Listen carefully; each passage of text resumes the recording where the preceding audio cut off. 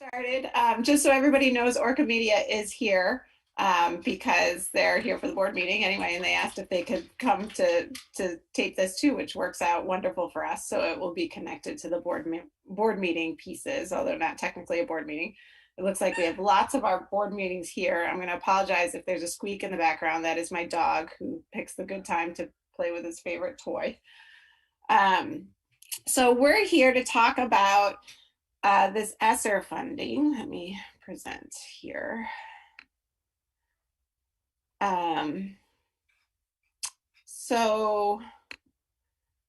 So I can give the community a sense of what's happening, what we know, what are our guidelines around this. We're here to talk significant guidelines, and then just to brainstorm a little bit. It looks like we have about 25 people right now, so that's a really good group. And I have a Google Doc that I will see here. Actually, let me put that in the chat first before we do anything. Sorry, just want to put that in the chat first.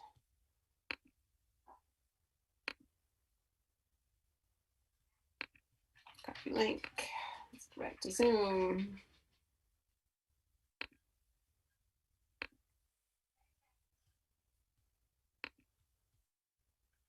It's also in the slideshow, but I wasn't thinking it's at the end of the slideshow. So that's a Google Doc with just some opening questions. And as we're going, feel free to use that as like the community brainstorming document.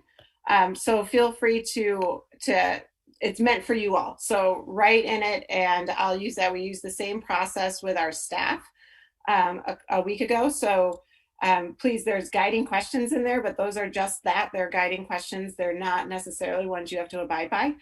So please put other ideas and links or whatever you need into that document because we're going to use those to do some triangulation of data. So let me go back to the presentation. And Anna, maybe if people keep coming in, maybe if you could keep putting that link in the chat so people can see it, because I know that if people weren't in the beginning when I put that in the chat, they may not see it. That'd be great. Okay, so let's get back here. So I have a very quick presentation, and then we can talk a little bit more about this money.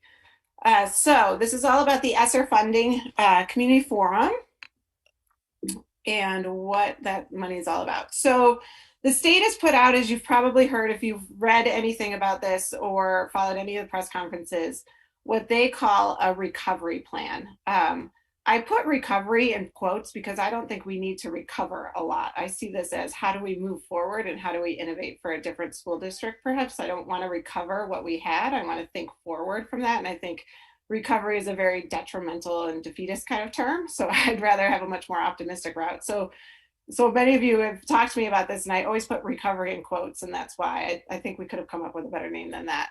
But that's what the Agency of Education is calling this. And there is a link. Anna will share this presentation. We can share it on our website so that you can see that link, but you can also I took those words right from the AOE website. So if you Google Vermont's education recovery, you'll get the documents and all the guidance that we've gotten. It's all up for public use on the AOE's website. But their recovery plan is split into 3 different buckets. The first being social emotional health, mental health, and well-being. And the quote there you see is straight from the guidance. So it's basically an idea of how is the AOE defining these things, because in certain places they define these terms very differently than we would define them in the district. This one is pretty right on. Those students internalizing and externalizing challenges both inside and outside the classroom, as well as nutrition, physical health, and family functioning. And then the second bucket is student engagement and truancy, where it's all students are fully engaged in learning and academic progress, regardless of the extent to which they experience remote or in-person learning.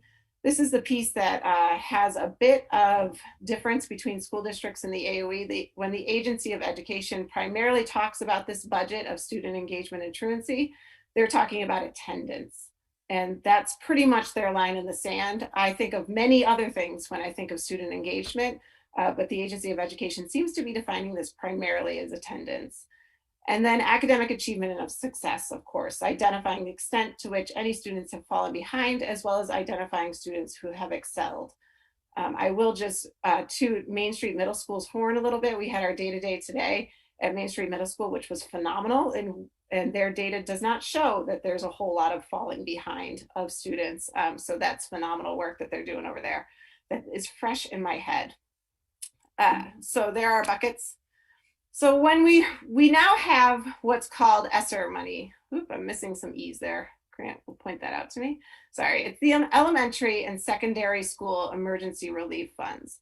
So we've gotten thus far a lot of different federal fundings. First, it came in the form of the CARES Act, and that was right away emergency funding. So when we had to buy tons of PPE, tons of cleaning materials, thermometers, everything that we have purchased for the health and safety of our startup this year, we were able to get much of it reimbursed by CARES funds. We also put up a lot of money for childcare and worked with our after school program part 2 to provide more childcare. And we paid for that out of CARES money.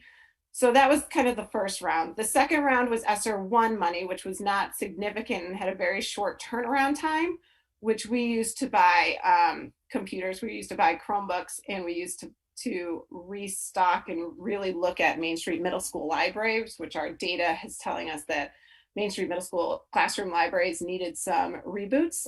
So we spent a lot of money on classroom text for Main Street Middle School. ESSER 2 and ESSER 3, though, are quite significant in terms of the amounts that we're receiving. In ESSER 2, the application is open now, so we know more about ESSER 2 than we know about ESSER 3. I was in meetings for about 4 hours today around these two sources, so I was talking about it for a lot today. ESSER 2 is approximately $935,000 coming to our district. The application is due in November 15th, 2021, but we can only use this money through 2023. It's an end date, a very clear end date for how long this money is available to us to use. So it's non-recurring. It's considering emergency aid, which is important, and we'll talk about it in a little bit. Some examples that's from the Agency of Education guidance. We could use this money from ESSER 2 for construction and renovation, but that construction and renovation has to be directly linked to the recovery plan. And remember, the recovery plan is those 3 buckets. It's social emotional behavior learning, it's student engagement and truancy, and it's academic growth. So if we have construction with ESSER 2, it has to be directly linked to one of those 3 buckets. So we could purchase instructional materials with it. We could pay for professional development. We could acquire property, which I thought was funny, is one of the examples the Agency of Education uses for this, but for some school district that might be a reality. For ESSER 3, we know less about ESSER 3. We know how much we're going to get. We're going to get 2.2 million. We have to use this money by 2024, September 30th, 2024. This is also non-recurring emergency aid, so it will not be there forever, just through September 30th, 2024. There's a caveat that 20% is mandated to address learning loss, so that equals about $440,000. We haven't received much more guidance than that. The Agency of Education is expecting the guidance to look very similar to ESSER 2 with a few little caveats like the 20% piece.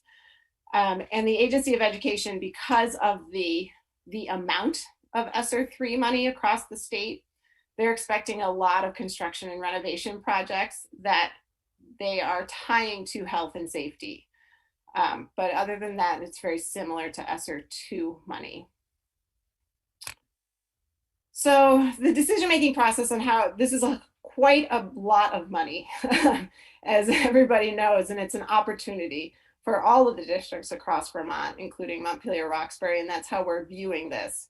How can we take this money and use it to our advantage the most? And so when we're thinking about our decision-making process, just in a very general stage, right now we're in the brainstorming phase and we're looking for input from a variety of people. We've talked with staff, we continue to talk with staff. We started the conversation with the community tonight. Obviously, we've talked a lot about this in the leadership ranks, and we've started talking to our external partners, particularly part two, the after school programming, because I have a hunch the AOE has alluded, but hasn't put it in writing yet, that they will be looking for us to use some of this money for after school programming and daycare for students and childcare for students, because the state has put a huge push on that and is promising a lot. This is their vehicle to do that. So I believe that there will be a big push for after school. So I was on a phone call with Jeff O'Hara, who runs part two, just the other day to talk about some different ideas and open up that conversation with him. Once we have lots of different input from a variety of people, we'll triangulate that input. What are the themes that keep coming up? And we'll synthesize that all together. And we'll start to combine that data, that information into the themes that we start seeing, based also in the recovery plan. So how do those themes connect to our recovery plan that we have to connect these dollars to? And then we'll prioritize. We'll reach out to experts in respective fields and within our staff for feedback on any planning we have. We'll begin, and Grant actually has started to do this already, attach real dollar amounts to ideas so that we just know what ballpark we're in with our ideas, and then make some decision. Our goal is to have the application for ESSER 2, because ESSER 3 isn't open yet, but for ESSER 2, the $935,000 to the Agency of Education prior to June 30th, 2021. So that opens up the funds. We know that money is not or it doesn't have to be in until November 15th. However, if we're thinking about summer programming, if we're thinking about anything that we want to have happen starting at the start of school year next year, we have to get those funds approved prior to that time, so that we can have it in place. And so that we can do our due diligence this spring and summer to get things in place. So we're really looking to move our deadline up into applying for ESSER 2. ESSER 3 we have some more time with. There are some parameters that when we think about using one-time money that we have to think twice about. So when we're thinking about one-time money, we really want to think twice about putting any type of new position or using this money to pay for any kind of new position, because the money for the position will only be available for 2 years. So unless there's an end date for the work of that position, we really need to be cognizant that at the end of 2 years, we either have to move it to our local budgets, or we have to RIF that position. We have to get rid of that position, which is always hard to do once you have somebody really good in that role. So we have to be really cognizant about any type of position that we think about here. Construction projects, any kind of construction or renovation, they have to fit within federal parameters. So the feds have put these parameters onto us around the recovery planning. The Agency of Education has as well. So any type of construction project has to fit into one of those buckets. And we have to go through a significant approval process in order to get our construction projects approved. We have to go through about 3 or 4 rounds of approval with the Agency of Education in order to get construction projects approved. So that's going to be significant, and it's something we're definitely working on because we will be doing some construction with this money. However, it's something that we have to think about. They have to fit in the buckets. Computer software, we want to think about that with any kind of recurring expenses that's significant, because we'll have to pay for it once. If we still want it, we have to pay for it once the money is gone through our local budgeting process. And then ideas, with the Agency of Education, ideas that have a very strong evidence base for success in those 3 buckets for the recovery plan will be accepted. So we really want to be thinking strategically about how we can address the buckets that the Agency of Education has asked us to address through this funding. So those are really the parameters that we've considered as we're thinking about using these monumental funds that are coming towards us. So on this Google Doc, you'll see these types of questions. What types of summer programming is needed for our students? What innovative programming might we want to think about for our students that we need startup funds for? Where are the gaping holes in programming that became more apparent throughout this pandemic or before the pandemic? What significant renovations or construction could be considered for health and safety? What ventilation projects do we need? What heating and cooling projects do we need? That kind of thing. And where are upgrades to our properties needed that can fit into one of the recovery plan buckets? So those are the questions I put on that Google Doc, and there's the brainstorming doc. I'm going to stop sharing my screen so I can see you all. And the chat is open too. So if anybody wanted to, we can open this up to conversation. It looks like there's not many people. We got 29 people on the call here. So, and I think 2 of them are Orca. So we can open this up to conversation if you want to use the raise hand feature, which is if you go into participants. Let's see, Jim Murphy, you're the king at this for board meetings. It's in. So if you go to if you hit the participants link, a little column comes on the right hand of your screen, and down at the bottom there's a little raise hand button next to invite and mute me. Yeah, there you go. And Jim, did you want to add on any comments about? I kind of just went off for that, for just the parameters and some definitions of what we are looking at. Did you want to add anything to that? Not much. I mean, I think you did a fantastic job of kind of laying out what I think is really unique and wonderful opportunity. And I also just want to say that, you know, one of the reasons I think we can be creative and forward-looking with these funds is because of what a fantastic job the administration did of managing our assets during this pandemic. I mean, I think we are really in good shape. And in a position where, you know, this can be additive rather than where I think some districts are, which is in a true, you know, recovery mode. So I just want to, you know, thank the administration for all the hard work they've done to put us here. And then also say that, you know, in kind of addition to the parameters that Libby put on, I think, you know, really thinking about, you know, the community and the district's values and what we can do to promote those and to, you know, do some things that will kind of take us to the next level on advancing some of those values and priorities as a community. So I think other than that, you know, nothing to add. And thanks for the well put together presentation. All right, so you can put questions in the chat, or you can use your raise hand feature. I see Cassie, was that you? I'm going to miss this. Is there a recovery team for MRPS? The Vermont After School Soldier out there. We do have a recovery team. I again put that in quotes. So we were told to form a recovery team within a week to have it in. Now we have teams. We have guiding coalitions in every one of our buildings, which are leadership teams composed of teachers, IAs, and principal and assistant principal. And we also have our district-wide leadership team. So we were told to put together a team without knowing any information. We didn't have the guidance as to what we were supposed to use the team for. And we had a week. So we just put in our leadership team as our technical recovery team. And as it turns out, as we got more guidance-ish from the state around recovery plans, what the state did, and I appreciate them for doing this, is that they followed the same planning as the continuous improvement planning that we're mandated to do with our federal fundings that we do all year long. And so that's what they've asked us to basically submit is our continuous improvement plan over again.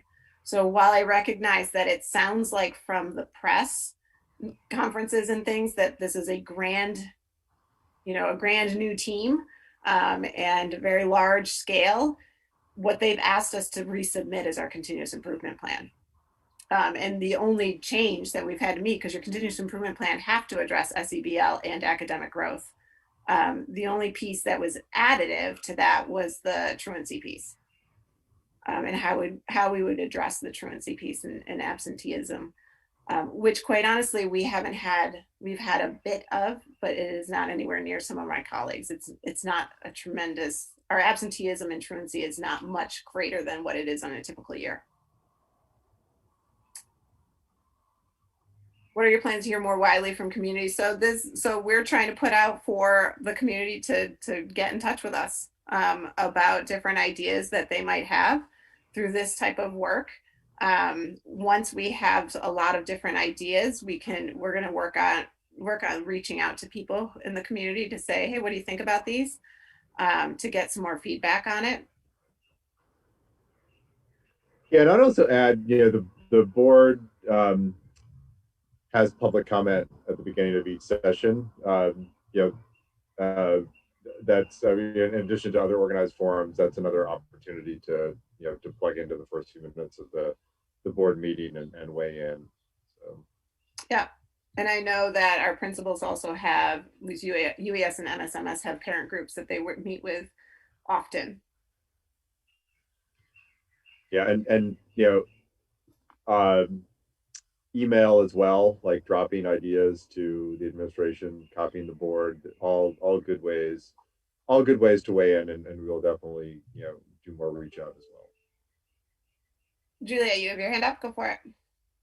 Yeah, so in regards to that, I just want to put a plug in for doing specific outreach to marginalized communities, um, to BIPOC families, to families with students with disabilities, families with LGBTQ students, because I think it's good to sort of cast the wide net and make and open up for the feedback. But what we're learning, I think, over and over again, is that we really need to specifically make an extra effort to hear from folks, and we know just from all the things we know about how our country works and how our culture works and how our local situation works that it's there are when there are gaps in anything, they are more likely to affect the more marginalized folks in our communities.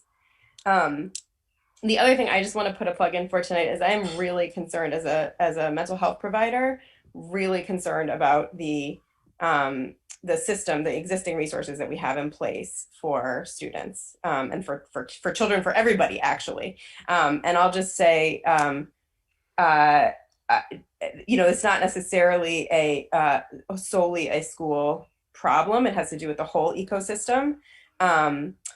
Of mental health resources, but that will definitely impact our students and our families. And I would really love to see. I just sort of by way of pointing that of saying what's going on. I have been in private practice in this town for 6 years, and it's always been a little bit hard to make referrals. It's always a little bit hard to find spots for people. But all of a sudden, right now, I am getting multiple calls a week for intake requests, and not only am I full, but everyone I typically refer to is full. Even the practices where it's like, I know they're going to have a spot are full. And I just spoke the other day with somebody who runs a practice like that. It's a group practice. There's multiple clinicians there. And she said she's trying to hire more clinicians to try and meet the need and can't find people. So I know, Libby, that I've heard you say publicly that you're, on Vermont Edition, that mental health resources are not an issue in our district. But I do think that very much, and I think that the mental health folks that we have on board, the social workers, the guidance counselors, are amazing. And I think their plates are already too full, and they're going to get more full as the community is less able to support kids outside of school. I would really love to see a short-term, like a contracted, 2-year position, to have somebody really work on strengthening the network of mental health supports in our both informal and formal. And I think one example of that is the referral network that has cost nothing. It's been free that we've created to help to support the school staff in referring, matching kids with open spots. I think there need to be creative solutions like that, and unless somebody's funded to, unless there's somebody whose job it is to do that, it's really hard to go beyond little projects here and there. But I mean, I think there are peers, family peer support type things that could get put in place. I think there's kid peer support things that could get put in place, or even just creative ideas like that referral network that would really take advantage of the amount of caring and sort of community spirit that we have, if we could really harness that and organize it.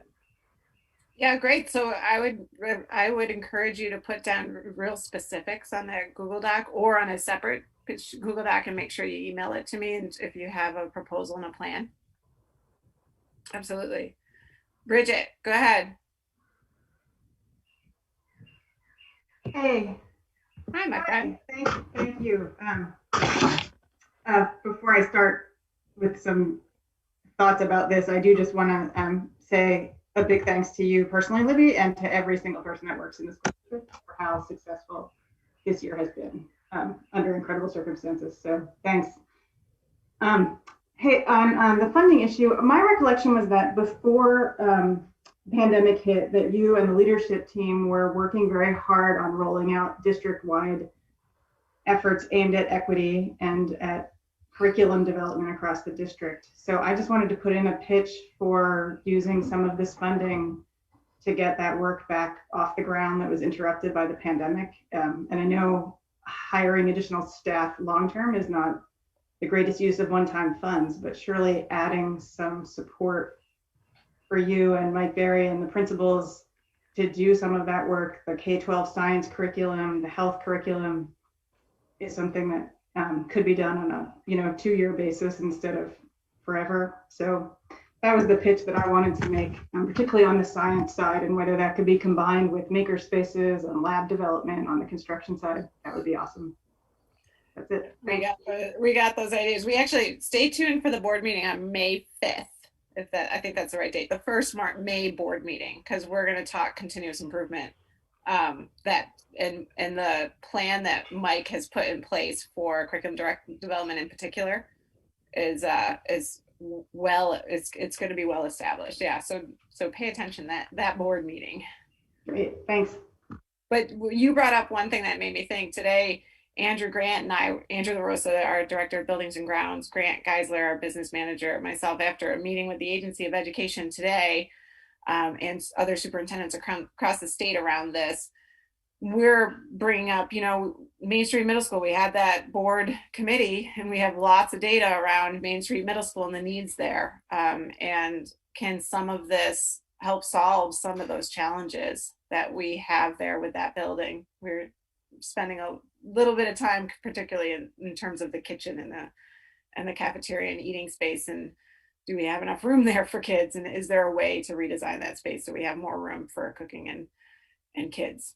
And also the playground and also the science labs. Those were the biggies that came up during that committee meeting. So that data that we have already collected from community and from teachers over in that particular building, we have that in front of us as one of the data sources that we're using to as we brainstorm right now. Cassie, do you have your hand up, or is that from before? Yeah. Hi, how's everybody doing? Happy, beautiful Wednesday afternoon. I will enter some ideas into the Google Doc. Lots of thoughts around after school and summer, and lots of supports that my organization can provide. So there's a lot of opportunities in there.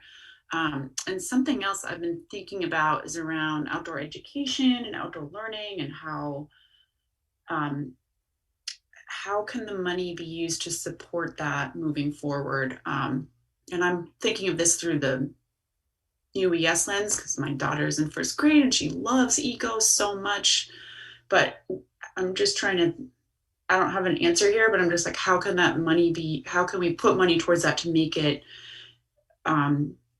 even more awesome than it already is? And it already is really awesome, but I know we don't have space for outdoor classrooms, but what is it that teachers or students need for more outdoor learning? Is it curriculum that can be written and is ready to go for them? Is it other supplies?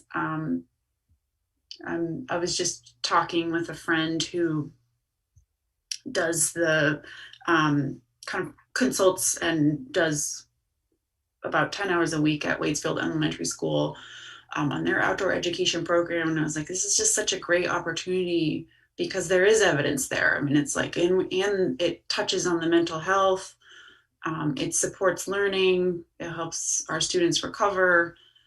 So I think it fits in perfectly to me with some of these goals. And I'll just have to think a little more creatively about like what specifically, or maybe this is a really good ask for teachers. Like, what would they need?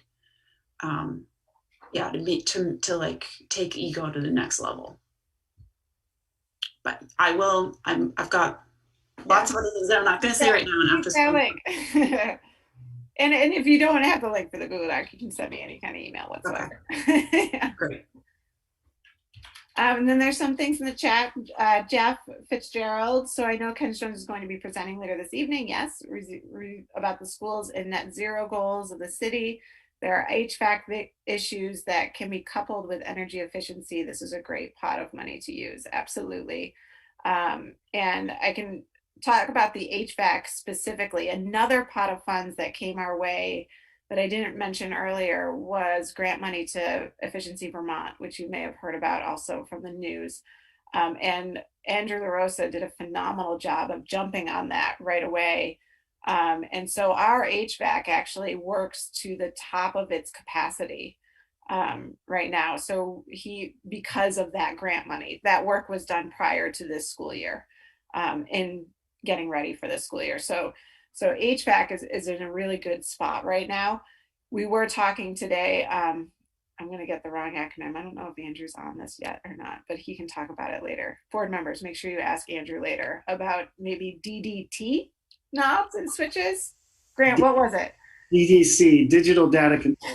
It was a new term for me. Digital data controls at MHS in particular, which has to do with the heating and the air, the amount of outside air that the system allows into the classrooms. And at our older buildings, actually, we have a pretty good system in place, but we don't have one, surprisingly, at MHS that is working as efficiently as we want. So that's another piece that we're looking at that has to do with this type of HVAC kind of issue. Grant, do you want to say anything more about that? No, I think you got it. It's a newer school, but that system is an older one because we've replaced it at other schools, and it is about fresh air and CO detection and all kinds of good stuff. And we were actually thinking we might use some fund balance, but we could save that and use this money instead. Mm-hmm. Other thoughts? Bridget, is your hand up from before, or is it up for another idea? It was up from before. I'll take it down. Okay, just making sure.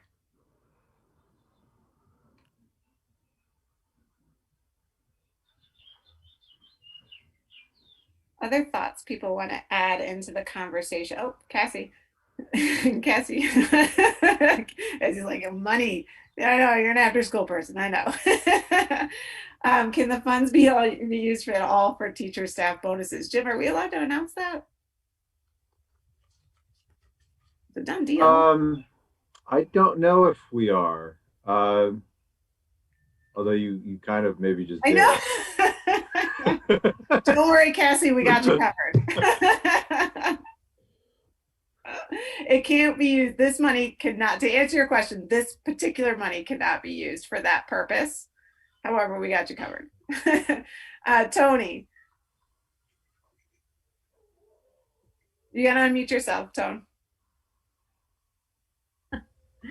Someday I'll figure it out. Very smart. My kids are picking on me now. You were talking about facilities at MSMS, and I'm just wondering if like the track at the high school is sort of in the mix of ideas. That has been brought up as, yep, that is on our brainstorming documents. Yep. That has been brought up. But again, we're triangulating this data, right? So we want to, if it's a priority for members of a community, then we should put that down, you know, because put it down. There's no harm to put it down twice. Nathan. Thank you, Tony, for that nod to the track. That's a high on my personal wish list, as we have 50 kids signed up for middle school track right now. And we had a bunch of kids staying late beyond the end of track practice because they're having so much fun. My question is to Libby or Grant. I know that Congress has not come close to passing the infrastructure initiative, but it seems like there's another potential wave that could affect a number of these areas. And I would imagine, given the strength of our team, that you are thinking strategically about, okay, you know, given how we're reading the tea leaves in Washington, maybe this project fits into that, et cetera. So Nathan, that's were you hanging out by my window of my office around 4 o'clock today? Because no, Ray and Andrew and I were talking about that exact thing yeah. earlier today as we were talking about all these projects, and we were like, there's an infrastructure bill that has education funding coming in. So what would be under infrastructure for education? Because Biden's widening the definition, or at least trying to. So we were literally talking about that for a good hour today. And then my other follow on to the track facility conversation, and I would broaden that to like outdoor basketball courts and other things, is that I remember when we did the work on the UES playground, I think we realized in the initial stages before we had all the other complications, I think we realized, oh, wait a minute, this is a green space that will be used by many members of the community. Could we collaborate with the city on funding this? And I think that from my perspective, watching the number of people who use the track or the tennis courts or things like that at the high school, really thinking carefully that these are really community resources that happen to be located at the high school. And then, if we're far enough ahead of this, I think we have a really collaborative city council right now. I don't know if there's a history of working together with that body and thinking collectively about capital improvements. Thanks. Yeah, it's definitely something. Andrew LaRosa has a very, very strong connection to the city leaders, and we're in terms of this kind of thing, so he's going to be there at the board meeting tonight with Ken and all of that kind of stuff. So I know that, Andrew being a community member himself, he's very well versed in the people and he knows the people. And so I think that will be on he's our liaison between the two. But you make a very good point, because I can imagine the city of Montpelier will be getting some federal funding as well for projects for the community. Is there a way to combine, like the tennis courts, I'm told were a few years back before my time. Yeah, and I would argue that just given our location as the state capital, the fact that we have so many state employees here who, sometimes use things after work or during lunch, that it's beyond a community resource. Some of these are, region-wide, statewide resources. Mm-hmm. Yeah, and the feeling about like the athletics fields, I see Catherine's putting in the baseball field, and we got an email about that tonight, I think from Heidi, around the baseball field. Those are also things that we've talked about, absolutely. And if we could get our outdoor spaces up to par, I'll just put it that way, at the high school, then you also invite, I hate to put it in this way because it's so great for kids, but it's also a revenue source. In terms of, we're right off the highway. We have a big parking lot on the weekend, so there are other things to consider in that vein as well. Jill Remick.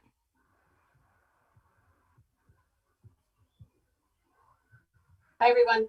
Just real quick, because this is not my time to take up, but a board meeting or two ago, Andrew LaRosa walked the board through and the public through a really helpful document that summarizes all the various facility needs at all 4 of the school buildings.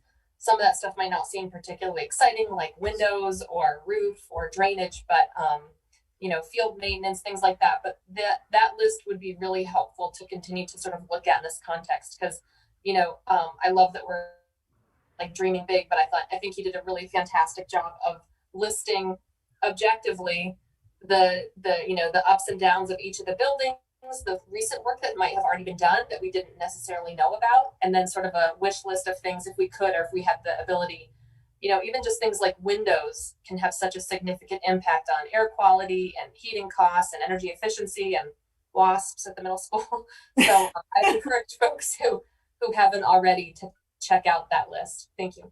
Yeah, and Jill, you make a good point, because one of the things that we're talking about is, because there's guidelines and parameters of this federal money, are there things that we've been thinking of doing through our capital fund, or through fund balance, or just through regular maintenance, that we could move into ESSER that fit under the health and safety ventilation kind of piece, like the windows, which is a huge ticket item, which would free up those other monetary sources to do other things that we don't have to go by the guidance to use. So those conversations are well in hand and may come out as like, the community says, wait, what? They're doing windows? But that would be the reason, because if we can use this federal funding to do things like the windows, which fit under ventilation and safety, then we can have our money that's already budgeted or in our coffers to do other things that don't have to follow the guidance.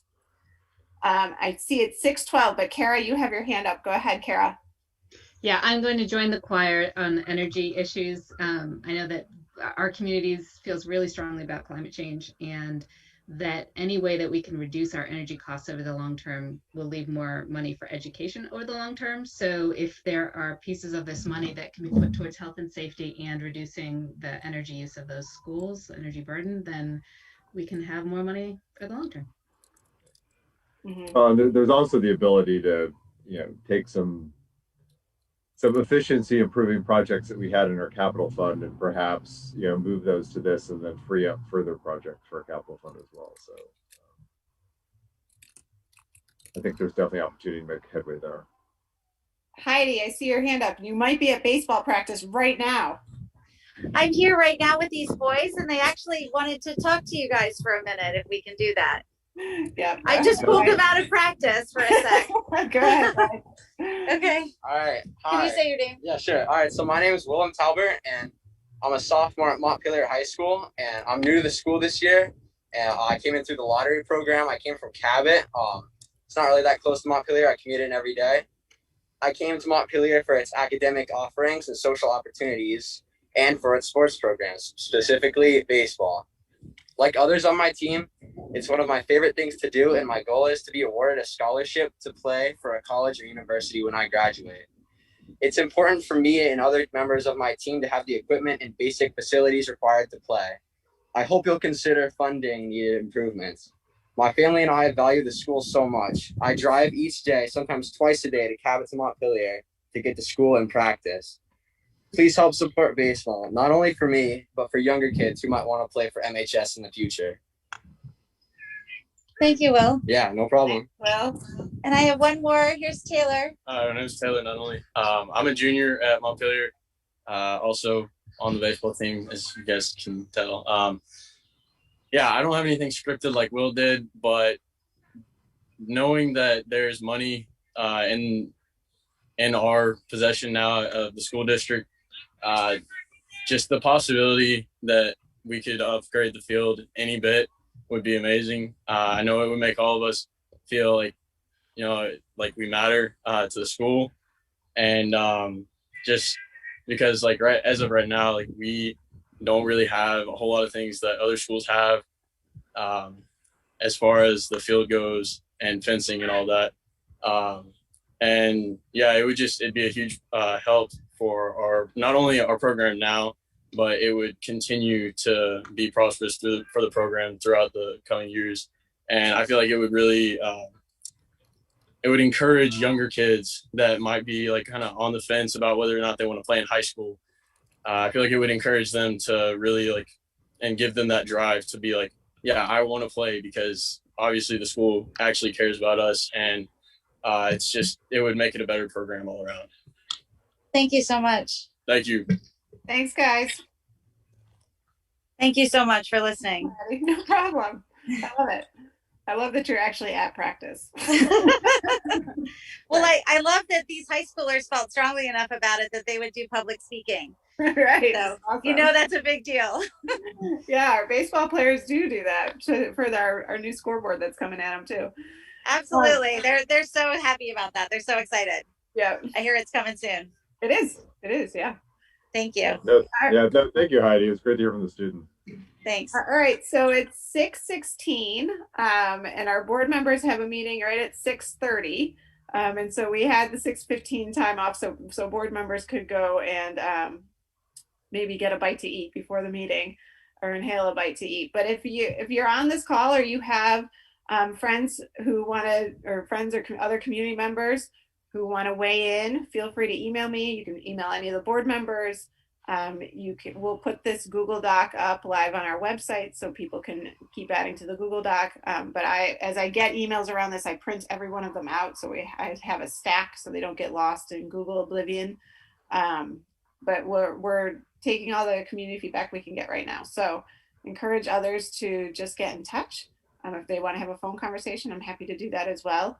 And we'll get this presentation up too, because there are definitely parameters we have to be looking at. It looks like too, Jill just posted the Angela Rosa facility report up there. Thanks, Jill. But yeah, if there's anything in the future, please get in touch, board members. I think, Anna, this is the same link for the board meeting, right? Yes. Yeah. So board members, I think you can just shut off your cameras and your mics for a second, go and have some dinner, and I'll see you at 6:30. Hey, Libby, really quick, what would be like a deadline for this phase of community input? Is it like this Friday or next Wednesday? No, we hope to have, we'll be talking about this through the rest of this month. Okay. And we don't have to, it's $935,000. My understanding, I could be wrong, but my understanding is that we don't have to put an application in for all $935,000 of it. So at once. Yeah, we can add amendments as it goes. And ideally that's what we'd want to do, is we find out more needs as we get the kids back in next year. Right. So yeah, this isn't an end date process, but we definitely want to have some steps going before the end of this fiscal year, so we can move on those kind of things. That makes sense. Okay, thanks. Okay. All right. Thanks, everyone.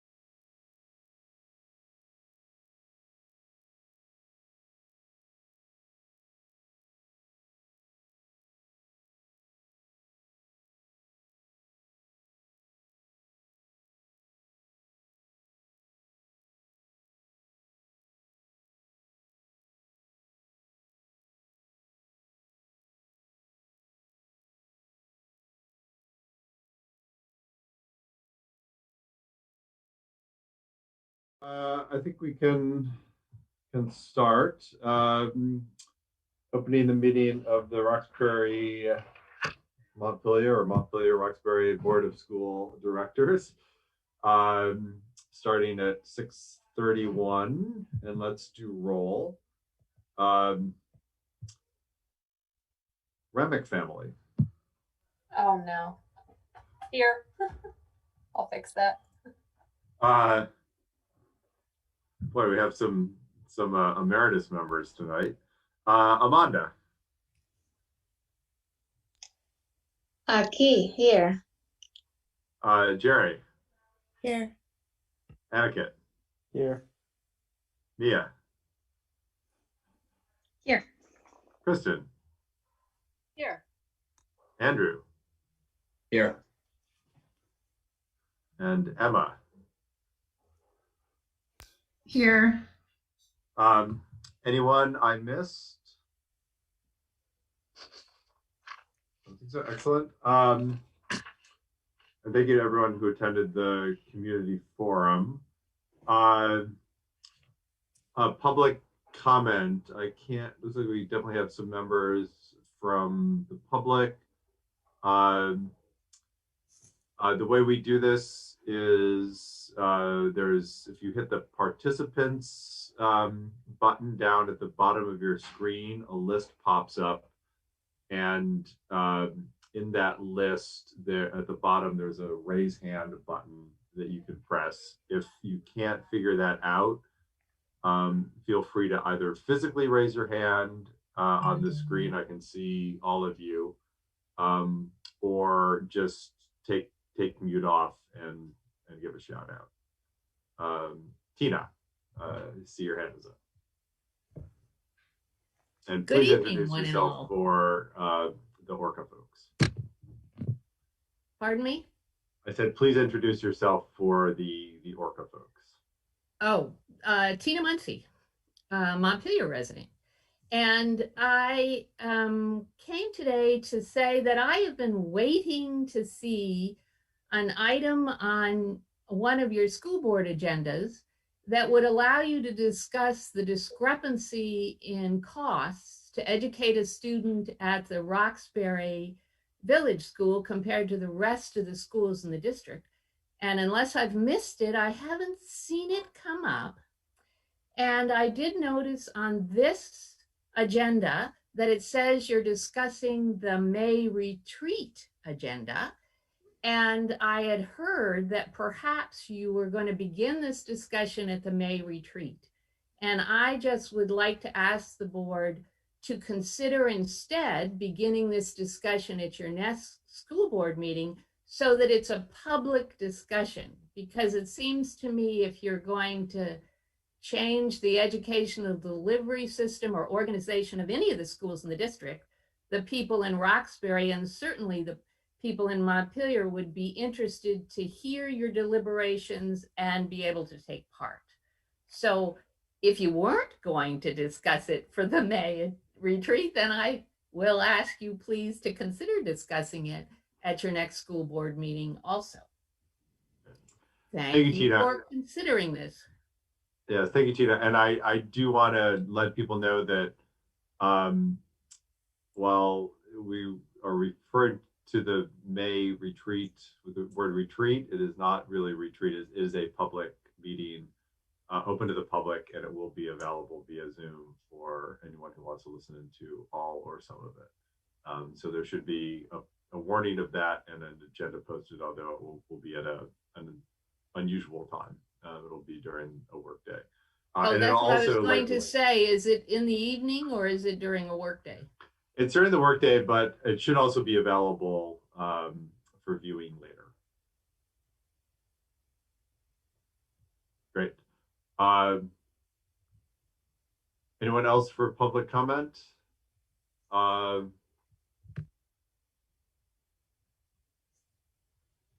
Amanda? I just want to reply to Tina that for your comment, and I know that this is something in your mind, and I really appreciate it, and we are here, and I think the conversation around, like for me, public and community input is really, really important. So I think that any conversation that we have about those big topics, I will certainly make sure that there is a conversation around how to get public input into the conversation. So I just wanted to say that that is really important to me. How do we engage with people that care about these issues, and specifically in Roxbury? So I just wanted to affirm your point that we will take that into consideration, and thank you for bringing it up. Thank you. Jim, do you just want to provide just like a 30-second overview of what was discussed kind of a year ago on this topic? Because we were talking about a robust public process, and because of the pandemic and everything going on last summer, we put this discussion on hold. Yeah, I can give a quick overview. We, before, the world turned upside down, we engaged the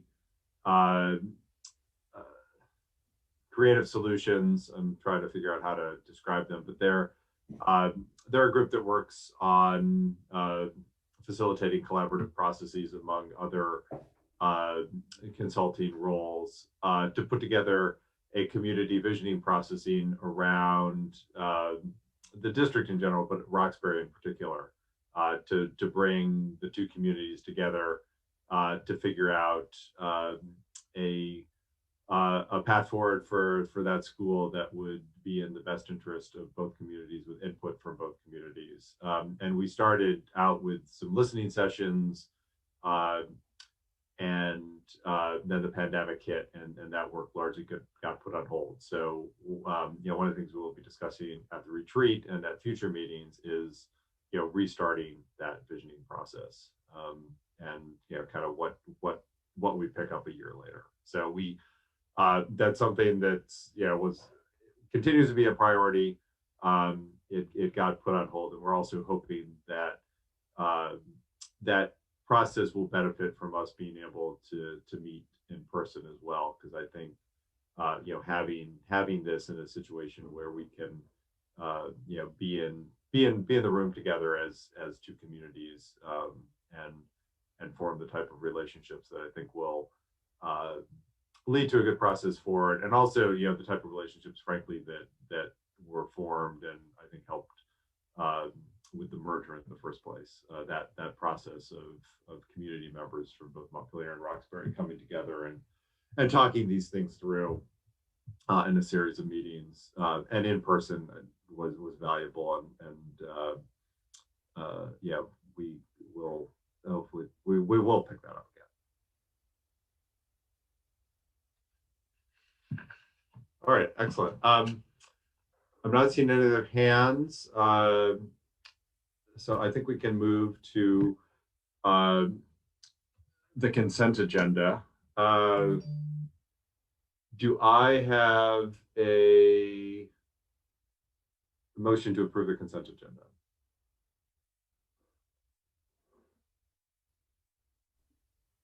I move we approve the consent agenda. Thank you, Mia. Do I have a second?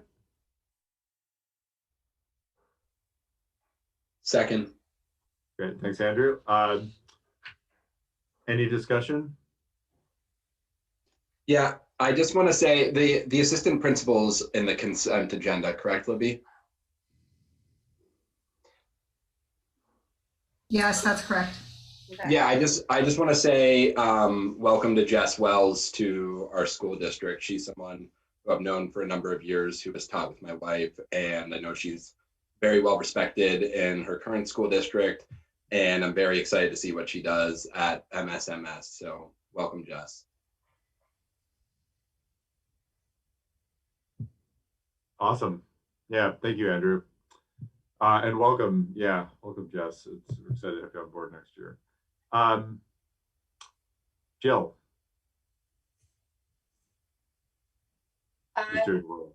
Wait, Jim, Amanda just raised her hand. Oh, sorry. Discussion. Yes, Amanda? Oh, I'm sorry. I think I did it by mistake. Okay. Well, you're up next for the vote, so. Oh, yes. I'm voting on the consent agenda. Under the consent Okay, agenda. yes. All right. Etiquette. Aye. Jerry. Aye. Mia. Aye. Kristen. Aye. Andrew. Aye. And Emma. Aye. And congrats, Libby, on your promotion for coaching the middle school basketball. Added to the vaccine clinic coordinator, COVID pandemic relief, basketball coach. And I can guess which one is your favorite.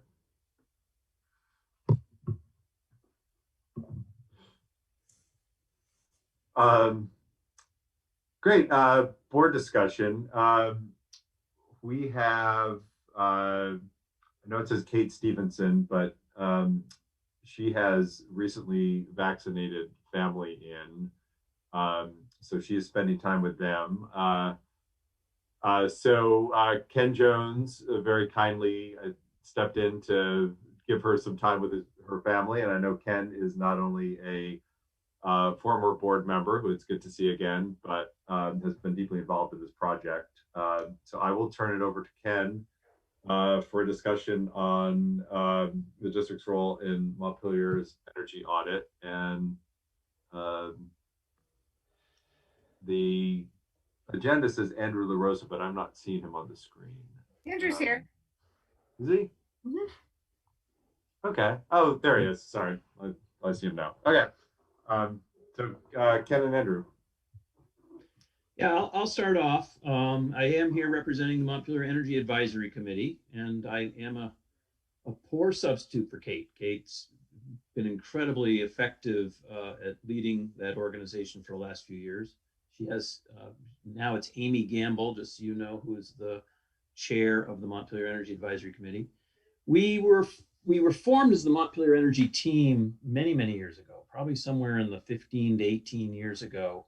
But it was in 2011 that the city provided us, or it was, we have a charter with city council to provide advice on energy issues. And in 2011, that was around the district heat plant.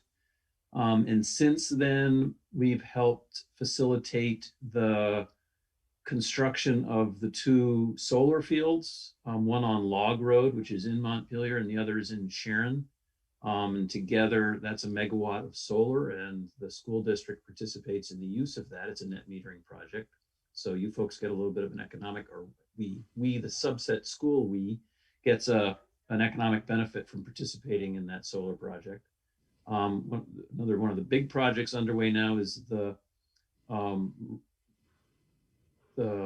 renovation of the wastewater treatment plant, which just recently has geared up so that it now takes additional fog, which is fats, oils, and grease, and makes a lot of methane. And we're hoping that, so that's in place. And that methane is used to substitute for all of the fossil fuel use at the plant, and then some. And it's the and then some that we hope we are able to generate some electricity. That decision probably is going to be made in the next few months. But the reason for my being here tonight is to talk about our overall goal for the Montpelier Energy Advisory Committee and the city council has agreed to this, which is to be, by 2030, to have 100% of our energy resources be renewable. And that's, of course, quite a challenge, but we've made great steps. And we would very much hope that the schools can participate in that discussion and the decisions necessary to move that forward as well. So I have some slides, and I don't know if I have the ability to share my screen. Yes, you do, Ken. You can share your screen. Where it says share screen, you think that thing might do it? Yeah. Okay. Yeah, be a good place to start. I'll start there.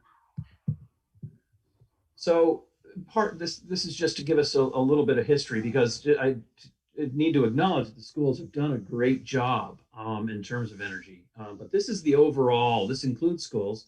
This is the overall energy use by the city of Montpelier. And you can see it's essentially 3 categories, where we'll start at the bottom, and the bottom, that orange part is electricity, and you'll see that there's been some significant decreases there. The fleet, which includes a lot of the municipal vehicles. I don't know if it includes the school buses. It may or may not, I don't know that. And then blue is thermal. So that's the use of fuel oil, propane, to heat our buildings. And it includes the wood of the district heat plant. So this is total use, and it's not broken down yet by fuels.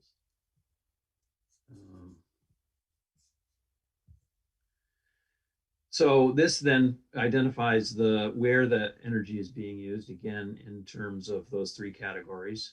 And you can see the schools is there to the right, where the big one, this is why I don't think it includes school buses, because there's no little gray bar. But you can see there's the electricity use and the thermal, the heating of your buildings, the large buildings. And you can see the wastewater treatment plant, that's, I think WRRF is Water Resource Recovery Facility. And that's history, or fiscal 20, and the thermal part of that is being addressed again through this methane generation. So what you saw there, just in a different form, in terms of energy use, and this is on a sort of a BTU basis, electricity represents less than a quarter, it's the thermal, it's the big piece. And here's, as I say, this is some evidence that there has been some great progress.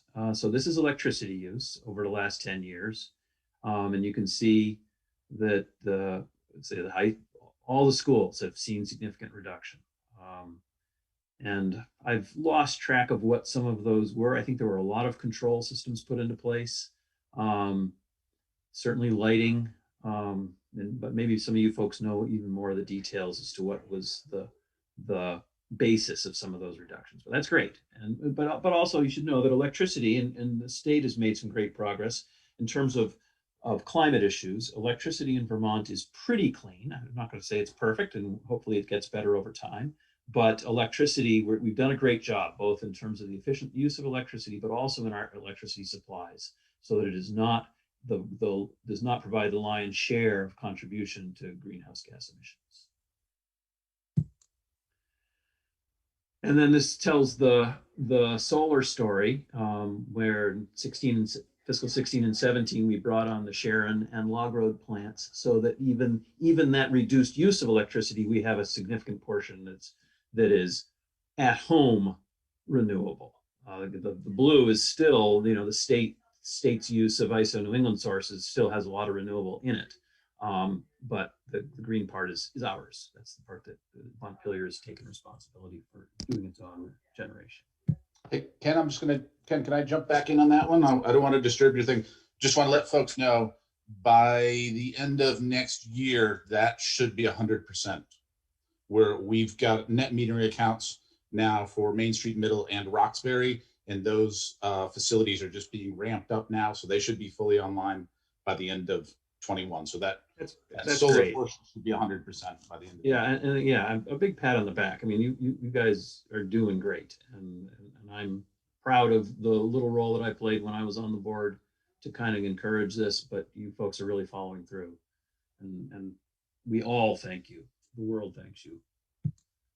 And then here's thermal, where you can see Union Elementary had a significant period where there was where we did some renovation work and saw some significant reductions in the overall thermal load. This isn't again looking at the energy sources. This is just what it takes to heat that building. And especially Union and Main Street being older buildings, it's some challenges to heat those buildings. They weren't designed necessarily for heating efficiency in mind. The high school is a little more recent, and so it's a little harder to get those gains. But still, you can see here the trajectory. We saw some significant some improvements at Union, and some improvements both at the high school and at Main Street. And this then looks at the source of that thermal heat, and this is the story of the district heat plant. The district heat plant's a wood-fired plant. It connects to Union Elementary. So as we brought that online, fully online by fiscal 15. You can see that that portion of the thermal load is being addressed by renewable sources. So that's our history. And again, what we at Montpelier Energy Advisory Committee and the City Council has signed on to, we want to aim for 2030. We want to get all of these, both the electricity bar and the thermal bars, to be renewable. And the piece again that I haven't included, which is an important discussion as well, is transportation. And we haven't had a lot of success at the city level, but it is going to be a focus as we move forward. The availability of vehicles, especially large vehicles for renewable fuels, is harder, but I don't want to think that we've forgotten it, because as you note, it's a significant part of the energy use, and we need to look at some creative solutions for providing renewable sources for transportation as well. So for a little while, we've been having discussion with the superintendent and with some of the leadership of the board about what you folks can do. And I know the students have also stepped up to say, you know, how can we formalize, how can you formalize the actions of moving towards a more renewable energy future? And we have, you know, a couple of ideas that we're moving forward on. One is we want to have a student on the Montpelier Energy Advisory Committee, and I'm working with some folks in the district to help identify that student. Another is for you folks to have the discussion about signing on to or having your own version of a long-term goal for renewable energy use for reduction of greenhouse gases. And the third, which we're making some good progress on, is just to make sure that we can maintain the communication. So, and especially, you know, this year, there's some resources out there. As we all know, there's federal resources that the state is distributing to take on some activities to help make for a more resilient future, which can address some of these energy issues. So again, we want the city to work with the schools to say, hey, there's some opportunities here. Can we work together on some of these? What is our progress towards the goals? So again, that's my purpose tonight, is just kind of tee this up to get you folks to identify what it is that you can do to continue this discussion and strive towards some policy goals that help us achieve a cleaner energy future. So Ken, this is Andrew. I just want to chime in here. Just so you know, a couple meetings ago, the board referred this issue to the policy committee, which is going to be meeting after our retreat next month. We have we're just wrapping up negotiations with every one of our labor unions, wrapping up SRO work and a bunch of other time-intensive work. But this is an important issue to the board. So it has been referred to the policy committee.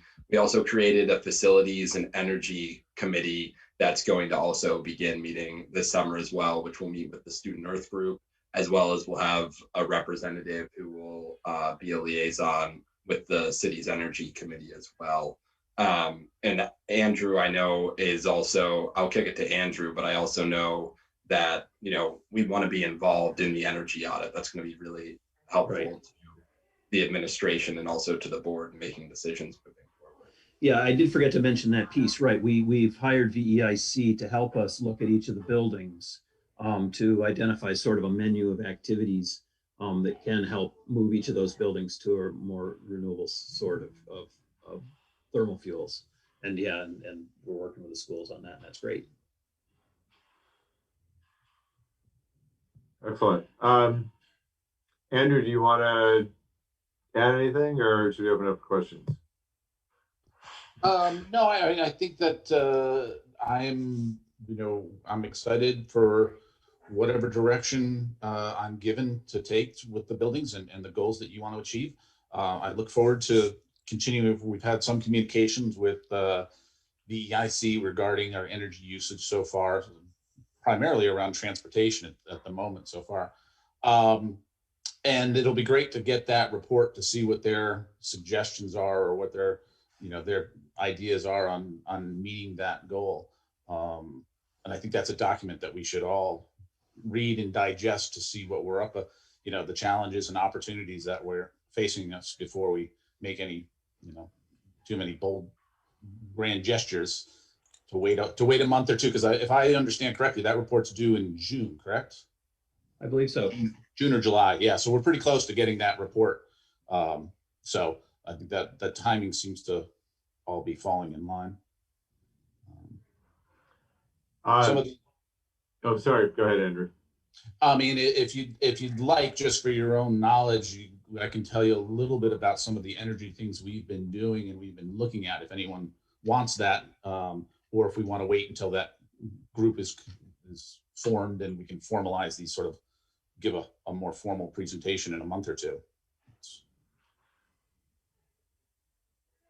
I wouldn't mind a quick preview. I don't think you have to get into detail, but yeah. So some of the quick things, like I say, the net metering, we've got all the buildings are all lined up. Should by the end of this year, everything should be fully in line. That the indoor air quality grant was a great opportunity. We spent nearly $170,000 on our mechanical systems, having a contractor go through them all, and our controls contractor and our engineer. We were fortunate that we had our buildings retro commissioned by Efficiency Vermont last fall. So when it came to doing these indoor air quality work, we had a running start at it. Everybody had been in our buildings, which was great. Energy, one of the biggest things we've got is not only where the energy is generated, but how it's used in the buildings used in. We are doing our beta tests on window renovation and or replacement this summer. We've got the contractors lined up. We're waiting to get the final pricing on a couple of mock-up windows that we should have at the end of the week. We've got a contractor all in. So by the end of summer, by August 13th, we will have a sample windows for a group, whatever that group is, to go in and look at and open and close and shut and see what we can think is the right solution, as well as having a better cost estimate and timelines available to us to look at. One of the things that Grant put in front of you guys a few meetings ago, I guess, with regards to some fund balance, was looking at variable frequency drive pumps at the high school. These are the big circular pumps that move water throughout. Right now, they're on or they're off. Our engineer is specifying 8 new pumps that will cycle up and cycle down, and they'll be high efficiency, and that's going to save a tremendous amount of money. And I think I'll have some final estimates of what the savings will be. The final reports are due to be this week. They've been kind of busy. I told them it's okay, they can wait another week. So that we'll have that information. We will have those in place for the next heating season. The Roxbury heat pump project, that one's kind of, it's unfortunate. We don't have a clear winner. We can do something that's relatively simple and easy and kind of right off the shelf. And will it be as high performing and as all encompassing as a more comprehensive project? No. But can we get our hands around it and operate it very simply and get it going right this summer without rebuilding a mechanical system that you don't know what you're getting into? Yes. So that's a conversation. When I get the formal report on that, I'll be able to speak to that. But unfortunately, a sort of a clear winner did not jump out of that one. And the controls, our controls contractor, current controls contractor, and our engineers have got a very good handle on 2 different scopes at the high school. One is replace our interface, our computer programming, and rewire to old controls, add CO2 sensors in the classrooms, and then phase in kind of controlling or replacing the actual little motors on the dampers and things like that over a rollout period, or doing it all at once and hitting it all at once. That's going to be huge in that it won't save us energy.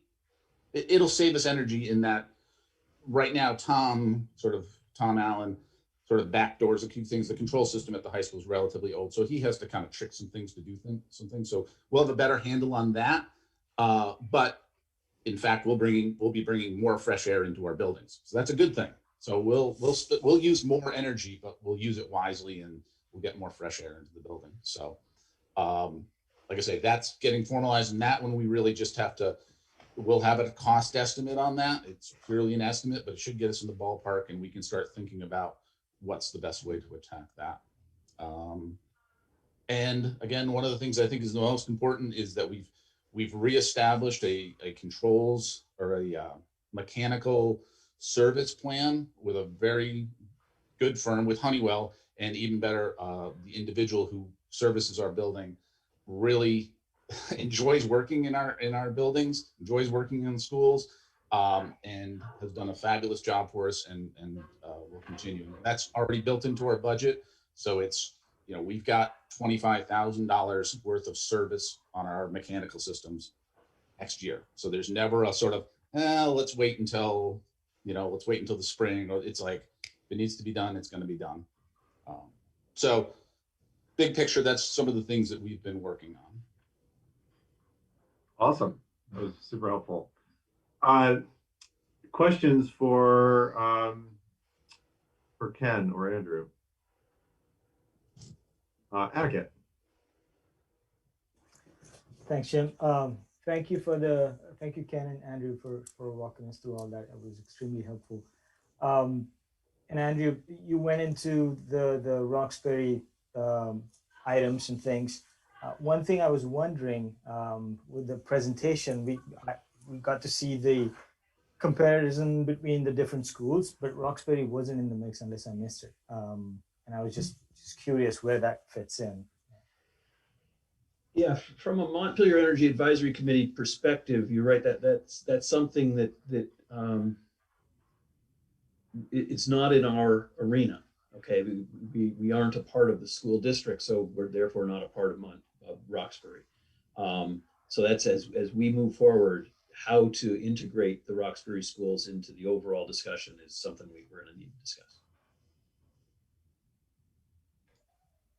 Should, in our report that we get from our engineers, we should have a pretty good handle on, if we go to heat pumps, how much oil are we going to save versus electricity, and how that would. So we'll at least be able to see, are we going to be able to do better in that building.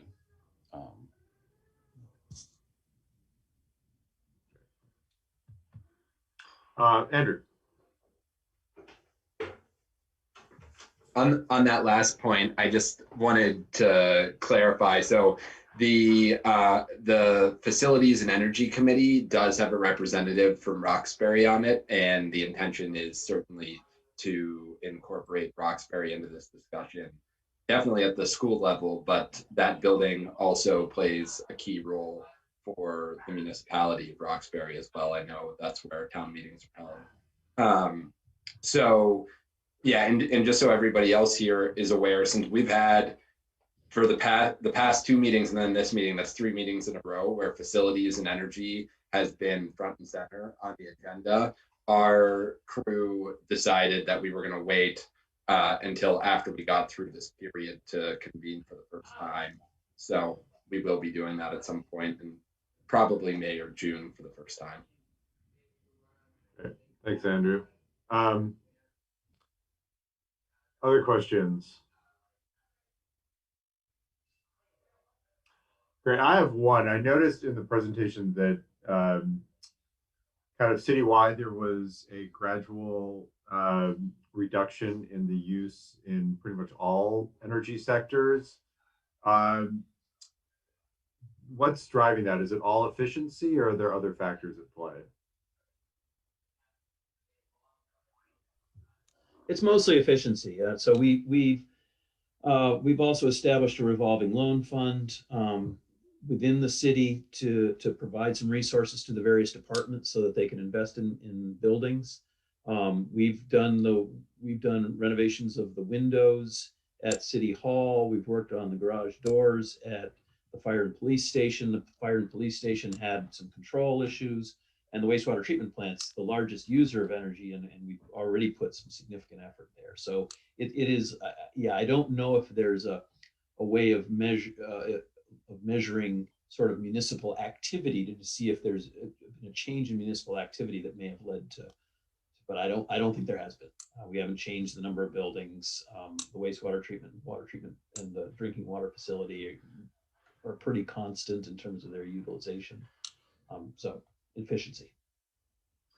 I also noticed, and this is kind of a question for Andrew Larissa, that all the trends on thermal use in the 3 schools were down kind of overall, but I noticed MHS had kind of seemed to plateau and pick up again. Do you know what the cause of that is?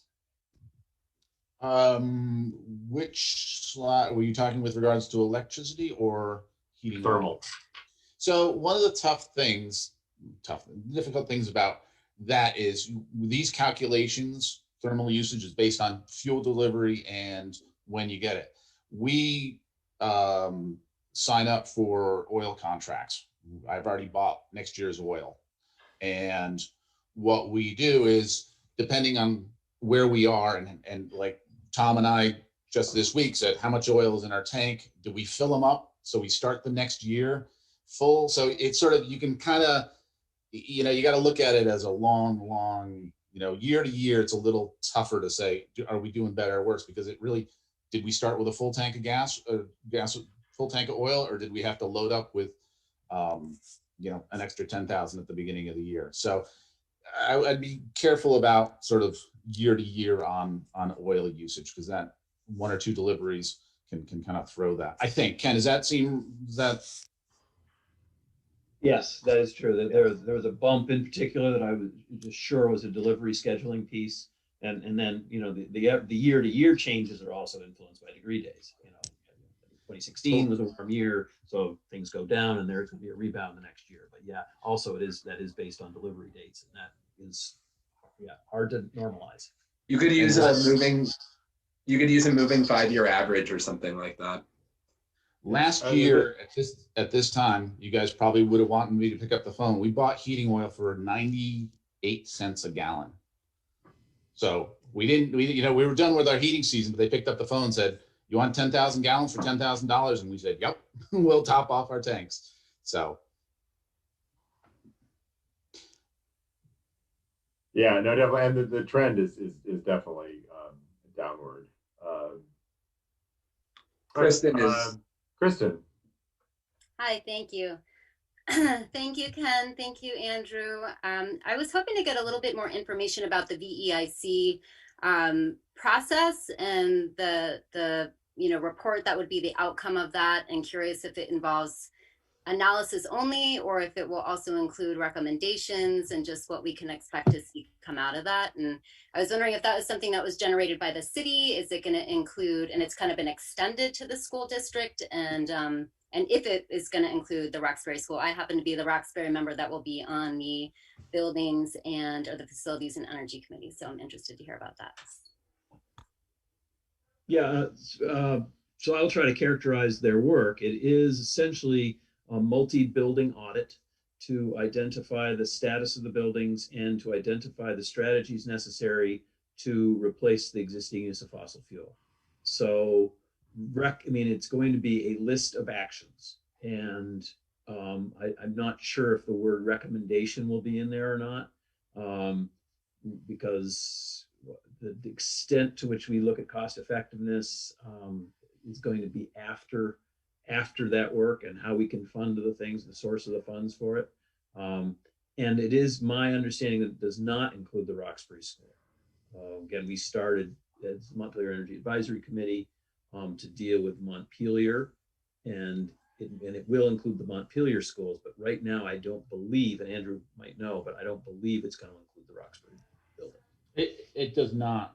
Like I said, but I can, Kristen, I can get you if you want to build your knowledge base of the Roxbury mechanical systems, I'm happy to give you a tour. But we also have the retro commissioning report that was done last year that kind of talks about the pros and cons and the good things and the bad things, as well as this additional, report that we're going to get on heat pumps and all that. So it's not on an island all by itself without any connection. It just wasn't part of the scope when the city put out that RFP.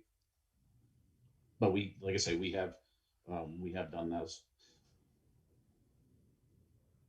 We did not. Let me change that. Let me rethink about that. Because of the size, actually, we had our engineers audit the building. It was not part of an Efficiency Vermont retro commissioning, I believe, because of the size. Didn't really fit into that retro commissioning program that they had, where they go in and tour the buildings and poke and prod and take readings and stuff. The Roxbury did not receive that because, again, the size of the building did not qualify for that. But our engineers went through and did do a report, so I can share that with you.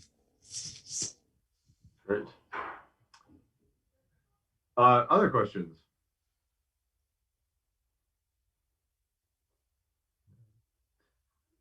Well, thank you so much, Ken and Andrew. This is super helpful, and obviously an ongoing discussion that the board is going to delve into more deeply. And as Andrew kind of stated, what we've decided on after the students presented. And it's good to see the progress that's been made. Thank you, Andrew, and all of the facilities folks who've contributed to that. And with, I think, an infusion of some federal money that has come upon us, I think we'll have the opportunity to accelerate some of that progress in the next few years and build on that. So thank you. The next item of the board discussion is fundraising policy. Oh, was that a hand, Andrew, or are you just waving? Okay.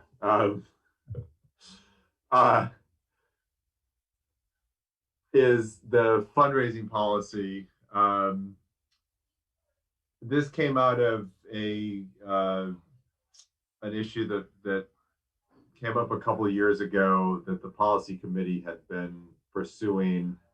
I'm not sure what exactly we need to do on this tonight, other than kind of give an update. I think there had been a placeholder for this discussion a while back.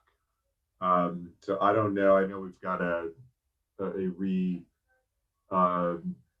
reconstituted policy committee, of which I am a member, a new member. But I'm not sure. Before Ryan left the board, he had asked to put this on the agenda in the spring for the board to decide if they wanted the policy committee to take this up again or not. Yes. Well, I can say that we talked about it before Ryan left, and there are expenses notes. He also and Emma can also jump in, but he did write a memo so that there are two possible ways of going about this. So there is a memo that I can send. I think so, because it wasn't in the agenda. I think like maybe we can talk about it next time. But there is already a process in place that Ryan, Emma, and I talked about, and there's a memo about it, about how to, like, what kind of decisions we also, but basically there are two ways to go about this conversation. One will be creating a policy. We have some resources, including the UES committee and the UES Caregivers Alliance created sort of like a equity focus document that lays out some of this fundraising conversations about what to think about when doing fundraisers within the UES caregivers group. So I think there is, and there was extensive conversations that Ryan and, I don't know, Emma, if you were there, had with the principals and the MRSP PI last year as well. So basically, to make the long story short, there are notes, there is a memo, but we shouldn't discuss it today because nobody had the chance to read it. And so I can put it out in document and send it for the next school board meeting. I wonder, should the new policy committee maybe take this up? And I see you is your hand still up, Jill, or did you take it down? No. Would that be another avenue, just to have the new policy committee take a quick look at this and then come back? I feel like sure, but it's work that was already done. I think it's like, yes. If it's worth it, it might just be easier to give it straight to the board. Jill? Emma. I changed my mind.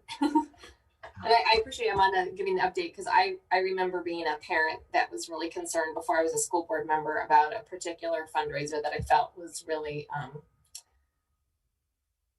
inappropriate in the sort of guilt trip it laid on our kids for raising money for certain field trips, and the message that sends to students who may not have the means to participate in the fundraiser safely. So I'm really glad to hear that there's been work done on that. And I do think that the Caregivers Alliance and the parents group seems like they're really have made a lot of progress in the last year or so to sort of facilitate those. I think in this case, it was in the case that I experienced, it was not even really through the parents group. It was just a direct to the school fundraiser.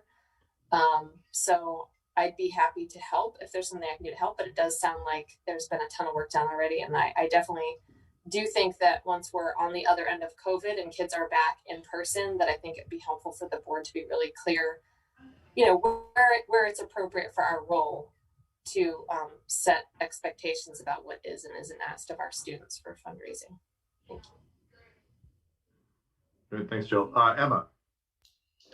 Yeah, I'll just sort of chime in with Amanda's update from the policy committee. So Bridget, who is a lawyer and a former board member, she had spent a long time, many months, researching what a policy would look like at the district level and trying to draft something that was appropriate. Sort of, where does the district, where does the board's policy arm, where is it sort of an overreach, and that sort of thing. So it became so much more complicated. This is the report back to me from Bridget through Ryan, that the whole process became a lot more complicated than you would think at first blush, trying to write a district policy around fundraising that would, basically it sounded like legally we don't have control over parents group fundraising activities. And, I'm not going to get into the history too much, but I think that I know the fundraising gift card thing that you're talking about, Jill, at the middle school. And I believe it actually was a parents group fundraiser, but they were providing, school time to promote the fundraiser. Anyway, it just gets very complicated. So we can control what the school does, and we can make a policy to, control sort of what the school is allowed to do around fundraisers. This is what I understand anyway, and I didn't review. I wish I had reviewed the memo before coming tonight. But and then we can make recommendations to the parents groups. But there's been a lot of work done, like maybe almost 2 years worth of work done on the fundraising, on the drafting, a first draft of a fundraising policy, and we still don't have it. And when Ryan left, it sort of fizzled out. So I think Jim's right that it's probably time to revisit all of those notes and see where it stands. I think we're pretty close to having a draft, but every time we sort of dug into it and started talking about it, layers of complexity arose. So that's where we were at last I checked. Amanda? Yeah, I'll just add, so just because I reviewed the memo this morning, when I saw that was what it was. So basically our path forward is that there are two primary ways to do this. One is creating a consulting with a legal team. So both the Vermont School Board Association basically said there is no real fundraising policy that it's good. You could do a good luck with that because there's a lot of layers and it's very complex. So they said like the South Burlington School District has like a fundraising policy that is like very detailed. So that's one way to do it, to consult a legal team, to do a comprehensive policy that would clearly articulate what would happen in the district related to any fundraising activities. And then the other alternative is that the board could do a global statement of intent regarding fundraising activities that leaves most of the decisions for the administrators of each of the school district. And then and so then we have to know that stakeholder participation and inclusion in the process of drafting the framework itself will be taken into account. And then we have the reference of the UES equity event policy, which is what the UES Caregivers Alliance created, and then the South Burlington policy, which is like hand in hand. So those are kind of like the two ways to go about. And so there is that memo. I think that so for next steps, my suggestion is that I just make this into a document, send it to the board for our next school board meeting, and then kind of go in that decision. Then it will fall into the policy committee if we decide together that policy is the way forward.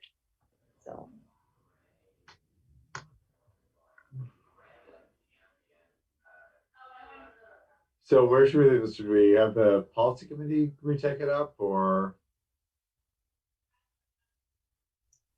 My suggestion is that I just send this document of the work that was already done to the full board to have a board in the next school board meeting. And then if the full board, after that discussion, decides that policy is the way forward, that then the policy committee will take it up. All right, good. Thanks for clarifying.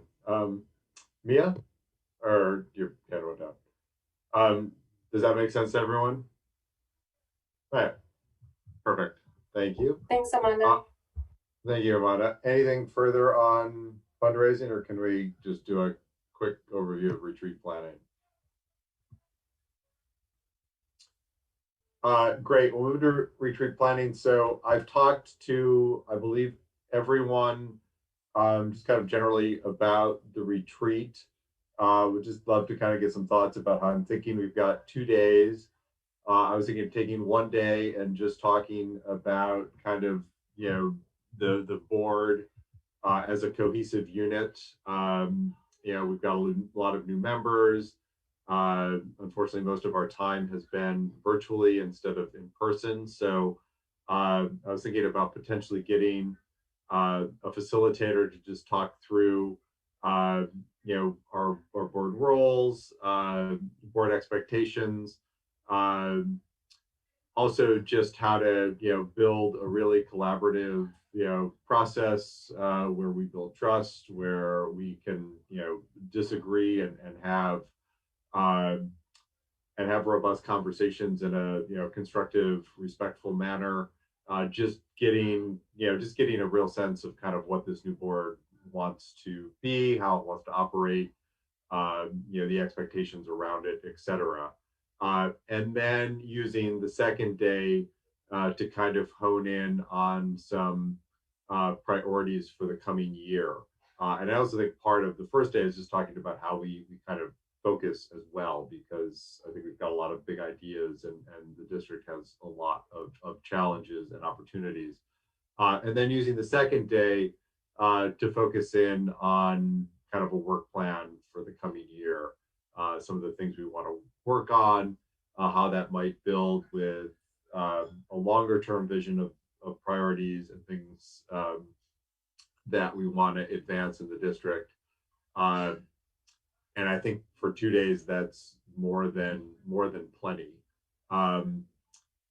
So just wanted to kind of give thoughts if that all seemed to make sense. I've been talking to a few of you about potential facilitators for that first day.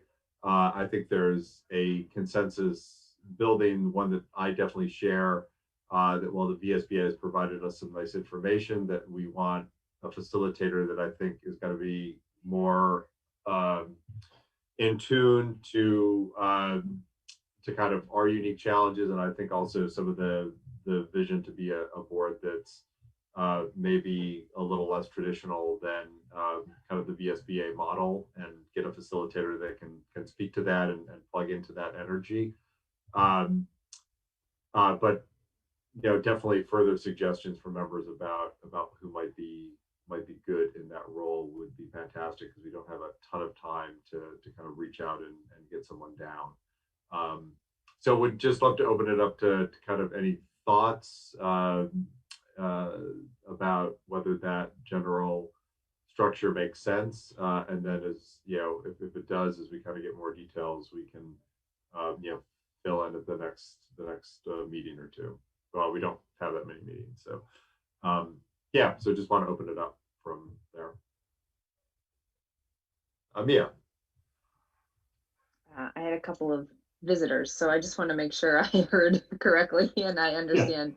The first day is focused more on really just building relationships among the board and getting to know each other a little better. And then the second day we'd end with perhaps some goals set for the year. Some kind of like priorities and work plans. I see Tina looking. My guess is Roxbury will probably be one of those, but I think setting a couple more to just to focus us, because the year can go quickly, and it's kind of setting priorities. Obviously other things will come up, but kind of like what do we want to accomplish this year, and I think frame that a little, and some other priorities too, and kind of like how we might want to stage priorities and stage initiatives. Yeah, that sounds good to me. I think with 3 hours on day 2, it would be hard to come up with like real plans, but I think prioritizing our priorities. Sorry, I can't think of a better word than that, but thinking about like what is it that we want to be or what accomplish by the end of the year, and get very clear about that, feels both very good and doable with 3 hours on day 2. Yeah, that's my hope too. Amanda. I hate to be negative, but I just think that we need a little more time to I don't think 3 hours is enough to have these deep conversations. But I think that maybe if we could do some pre-work, I think in terms of transparency, I think coming into the retreat, just really thinking about what is everybody thinking, so that everybody can have their thoughts organized. I think and I'm willing to support in doing a survey that we can compile around big ideas, little ideas, and so that before the retreat we really have a sense of a global picture, so that it's easier to dissect, and that we can all kind of be transparent looking at what those ideas look like, because this is also like a 3-year period. So I could envision thinking that way as well, as here's a long-term vision, here's what we can do in year 1, year 2, and year 3 as well, so that we can spread our brains a little more. So when you try to focus just 1 year, then you have all these things that might be left. So yeah, no, absolutely. And I did have conversations with all of you kind of about those priorities to kind of get people thinking in that perspective, and I can kind of summarize those and send them around before the next meeting. And maybe if others trying to figure out how to do this without tripping open meeting laws, but maybe I can summarize the document, and then we can spend a little time at the next meeting after the SRO presentation, just kind of talking through that. But I totally agree that giving a lot of thought to this beforehand is going to make it go better. And also, this is I see the retreat as the beginning of a discussion, not the end. I kind of agree with Mia that we can find some points in the distance we want to head to, and then map that out a little more clearly as we move forward. Me again. I just wanted to co-sign Amanda's point about pre-work for us to do before we get there. And I think the work that you've done, Jim, to hear from each one of us is really good. And I also think about like how do we think of ourselves, or how do we act in this moment as in one of our roles being sort of like the representations of the community, and how can we have community voice in also thinking about what those priorities ought to be. So I don't know if, Amanda's idea of a survey goes more community wide, or we look at, Libby's just begun surveying the community around specifically how could we use those ESSER funds, but are there ideas that have come up through that don't necessarily fall into the category of money, or but are really great ideas that we could bring into this conversation. So I wonder how we can get a broader perspective before we show up for those 3 hours. I don't have any answers for that, but I would definitely want to encourage us to think about those, what are the ways to do that. And then the other thing is I forgot to mention for day one, maybe this is doing too much, but in addition to the relationship building, and I think you were kind of getting at this, Jim, and so if you were, then I'm just kind of +1ing to that, is ending the day with some agreements and sort of norms and procedures, and how we will all work together as a board in order to accomplish whatever we're going to determine the next day are our priorities. I think would be really helpful. Yep. No, absolutely. Other questions or comments?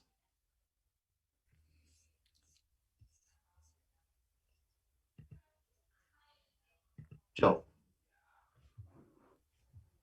Yeah, I actually really like Amanda's idea of having us do some pre-work.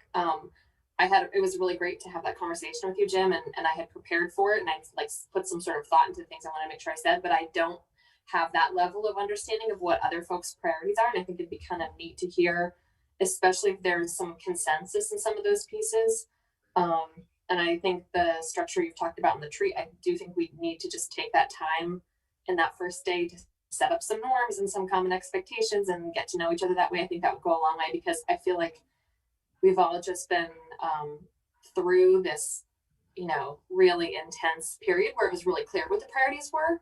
And thankfully, our administration and our teachers have carried us through that. And now we have the luxury of being able to look ahead at what we want to do, and maybe even some federal dollars to do it with.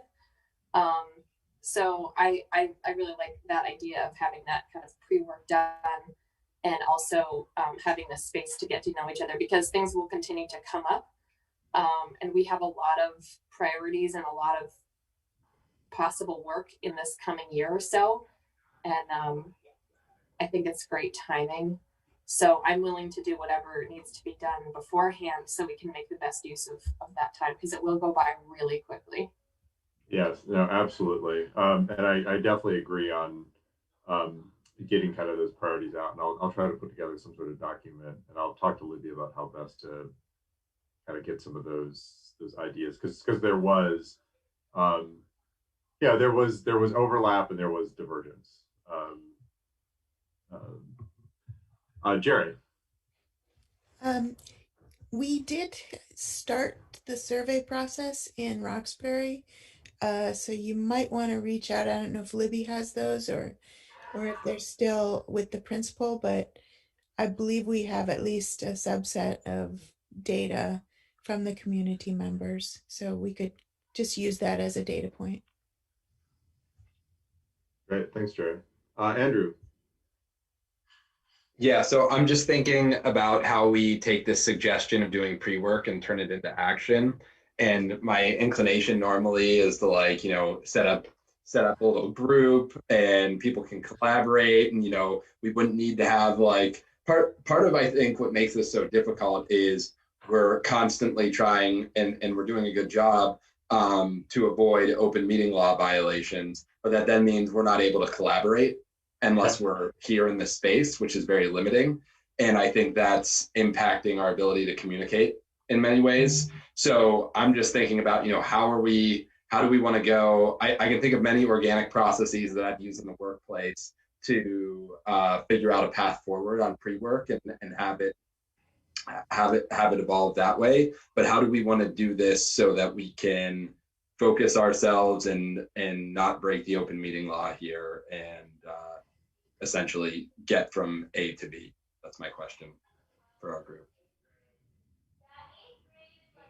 Amanda. Yeah, I mean, I think there are ways. There's no violation of a meeting laws. Everything's transparent and open, and you have like a meeting that you have. But if we're thinking about hiring a facilitator, that could be another way that we say, here, facilitator, we want to make sure that here are some things we want to know where everybody's at and do some pre-work, and you facilitate that process, and then that person can do that. Like, that is one thing that could be done. And create a discourse, which is who did the Montpelier-Roxbury focus groups and who supported the school safety committee, is one that that already kind of knows what's happening in the community, and that could kind of already has some idea, I would think, around what's happening in our district. And so I think I just want to offer that we do have some expertise in here in the school board of people that kind of like do this too, that and community members that we can ask for support in terms of like these conversations. For me, I was just part of another group that also has open meeting laws attached to them, but there is, like for the how to be together, there's also this conversation around that we could go in executive session and just have an open, vulnerable discussion about how to be together, that is a little more humane, that we can actually like say what we without being worried that we're on TV or something like that. So I just did a training with a state board on implicit bias, for example, and it was an executive session and no recording, so that people could be who they are, and we could have like really good conversations about how to work together. So I think there are ways to do this work that is like humane, that takes us as humans instead of I think the open meeting laws is a tool actually to be transparent to the community that we are accountable for. And so I don't think that a survey violates open meeting laws, and it's a step forward. Yeah, no, I wasn't suggesting that it violates open meeting laws. I'm really asking the group, how do we want to, essentially, we're talking about doing this pre-work. What do we want this to look like? How do we make this happen? Yeah. I mean, I think we could like easily do a survey monkey. I mean, as long as it's not interactive, it can go into a document and then we can discuss it publicly. But as long as we're not editing off of each other's work, I think like a survey monkey for the board would be an easy first way to start. Livia, is that something you could have Anna send around? Just like maybe I would check. We can talk about it on Friday, but I would check with the VSBA first to see if that does violate or not, because I don't know if it does or not. So I would check before doing that. Okay. But yes, we can. I mean, logistically, if it's allowable, then yeah, of course we can do that. That's easy. Jim? Yep.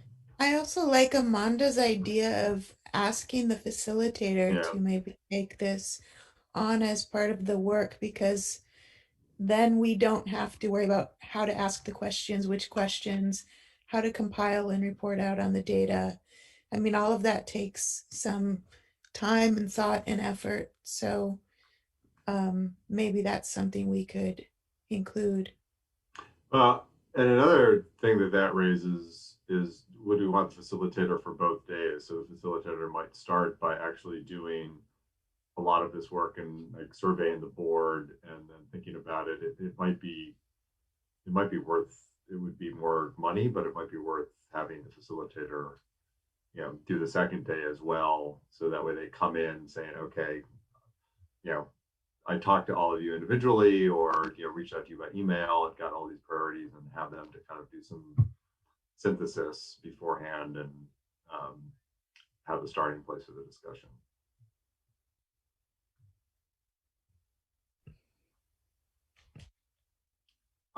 Jill?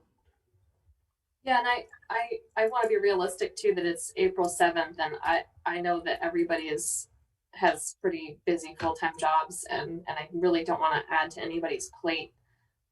So I'm happy to, as a plan B or maybe a plan A, take you up on your offer, Jim, to summarize what you heard.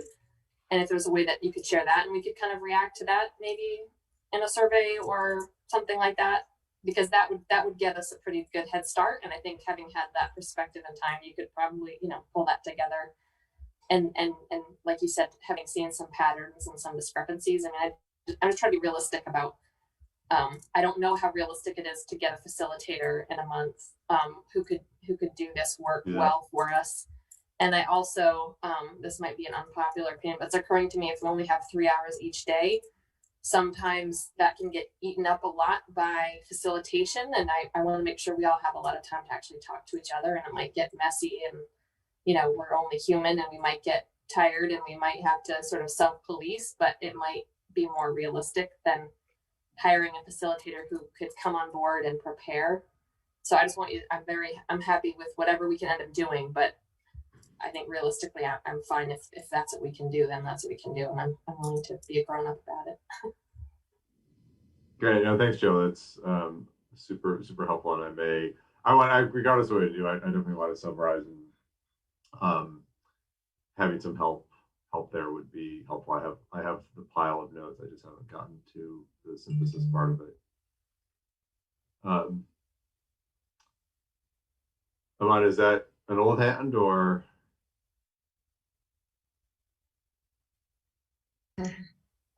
It's always an old, and I'm getting old. Any other questions or comments? Otherwise, I'll look at kind of whether we could do some sort of survey. We'll do a little more investigation on a facilitator. And I totally hear you, Jill, and I think that's why, like, having the right facilitator who's going to be able to, you know, kind of, I think, get quickly to where we need to go, rather than spending, you know, an hour on a kind of, you know, icebreaker exercise or something, which I know can happen, would be important. And why don't we just do another kind of update, and, you know, if we can do a survey, we'll, you know, try to work on that between now, but we meet in a week because of spring break. So let's do another check-in on this next week with, yeah, and kind of see where we're at. But it sounds like directionally relatively on course, and it's just kind of making sure we get the pre-work done correctly. All right, excellent. Next on the list is the executive session. And I've lost my agenda. Don't know how that happened. But next on the list is executive session, and it's for the purpose of negotiations. So we need the magic words. If someone can approximate a motion with those in, that would be fantastic. Mia looks like she's going to bravely, was that a brave raise of your hand?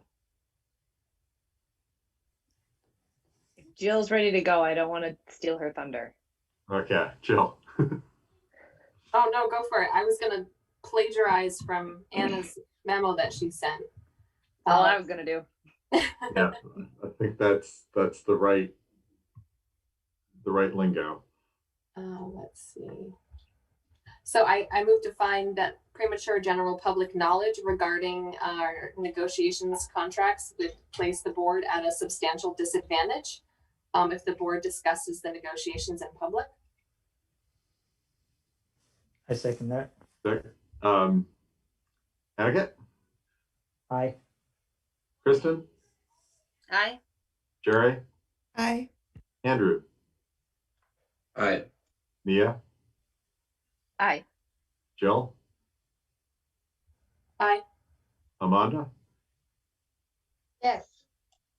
And Emma? Aye. Now, motion to actually go into executive session. So move. Second. Okay. Etiquette? Aye. Kristen? Aye. Jerry? Aye. Andrew? Aye. Mia? Aye. Jill? Aye. Amanda? Aye. Emma? Aye. Great. So Hold on one second, Jim. Anna, can you, I don't see my ability to make breakout rooms. Do you have that ability? Or can you make me the host so I have the ability? Sorry, I usually have it, everyone. Oh, there it is. Thanks, Anna.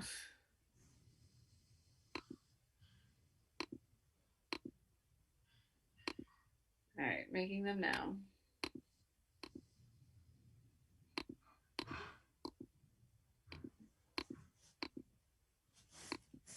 There we go.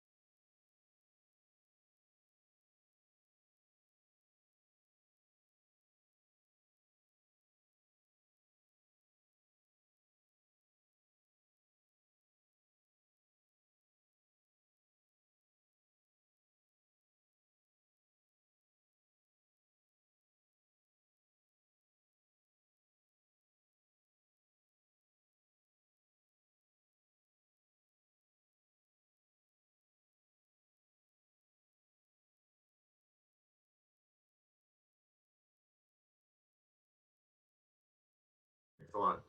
Bye. Everybody. Libby, I might have missed it, and I apologize if I did. Did they ratify the contract or the contracts? No, I don't